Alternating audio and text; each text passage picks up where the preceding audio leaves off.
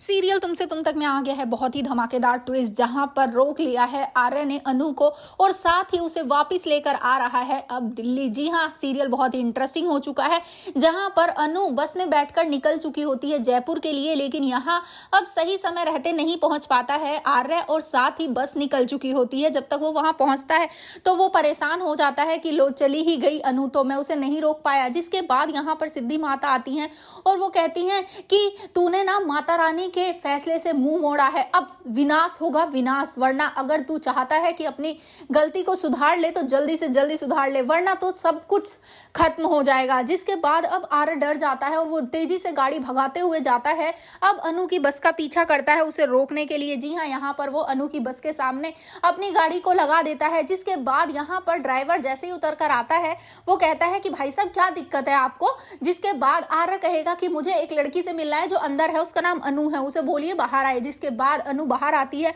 और यहाँ पर हाथ जोड़कर माफी मांगते नजर आता है अब आर्य अनु से, और साथ ही उसे गले से लगा लेता है। जी हाँ, सीरियल बहुत ही धमाकेदार हो गया, जहां पर अब आर्य अनु को लेता है और वापस दिल्ली लौट आता है।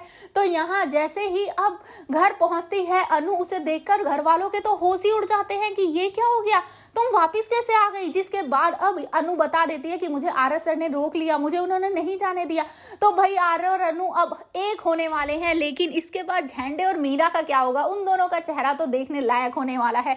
क्योंकि भाई बेचारों ने बहुत कोशिश की कि अनु और आर्य दोनों एक दूसरे से हमेशा के लिए अलग हो जाए, लेकिन किस्मत है, माता रानी है जो उन्हें मिलाना चाहती है, जिससे उन्हें कोई भी अलग नहीं कर सकता। जिसकी वजह से अब यहाँ पर आर्य फिर वो थोड़ी सी टेंशन में रहने वाला है, क्योंकि यहाँ पर उसने अनु को रोक तो लिया है और साथ ही यहाँ पर अब उसे अपने प्यार भी एक्सेप्ट करना पड़ेगा। लेकिन देखना इंटरेस्टिंग ये है, क्या अब वो शादी के लिए हाँ करेगा या फिर अभी भी वो रुकेगा कुछ समय के लिए। भैया आपको क्या लगता है, क्या आर्य और अनु को अब शादी कर ही लेनी चाहिए, क्योंकि माता रानी की कृपा जो है उन पर। तो आप हमें कमेंट करें। ऐसी खबरों से जुड़े रहने के लिए आप हमारे चैनल को जरूर सब्सक्राइब कर लें।